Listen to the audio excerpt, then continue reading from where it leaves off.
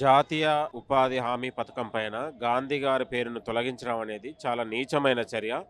ఎందుకంటే బీజేపీ, ఆర్ఎస్ఎస్‌లు కుట్ర చేసి గాంధీ యొక్క ఆలోచనలు గాని, గాంధీ యొక్క సిద్ధాంతాలను చంపడానికి ఒక కుట్రపూరితంగా వ్యవహరించింది. కాబట్టి జాతీయ ఉపాధి హామీ పథకాన్ని నిర్వీర్యం, నీరుగార్చే ప్రయత్నం జరుగుతా ఉంది. పేదల పొట్టగొట్టే ఈ బీజేపీ ప్రభుత్వం పైన భారతదేశంలో ప్రజలందరూ గూడా గాంధీ పేరుని తొలగించినంత మాత్రాన గాంధీ అనే పేరు ప్రజల గుండెలలో ఉంది. దాదాపు ఇవాళ 2004లో ఏర్పాటు చేసినటువంటి ఈ చట్టం దాదాపు ఇవాళ 25 ఏళ్లుగా ఈ దేశ ప్రజలకు అనేక మంది పేదల జీవితాల్లో వెలుగులు నింపింది.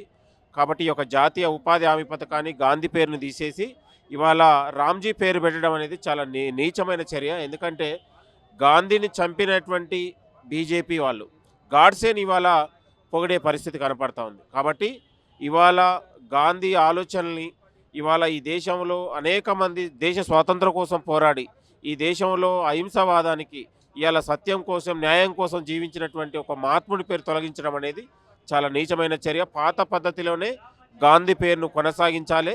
ఇవాళ జాతీయ ఉపాధి హామీ పథకాన్ని నీరుగార్చే ప్రయత్నం చేస్తే కాంగ్రెస్ కార్యకర్తలు, ఈ దేశంలో గాంధేయవాదులు పెద్ద ఎత్తున బీజేపీ పైన పోరాడి పాత పద్ధతిలో కొనసాగేంత వరకు ఖచ్చితంగా మేము గాంధీ పేరును కొనసాగించేంత వరకు కాంగ్రెస్ కార్యకర్తలు ఈ దేశంలో పెద్ద ఎత్తున బీజేపీ పైన, అమిత్ షా పైన, మోడీ పైన పెద్ద ఎత్తున పోరాటం చేస్తామని కూడా కేంద్ర బీజేపీకి హెచ్చరిస్తున్నాం.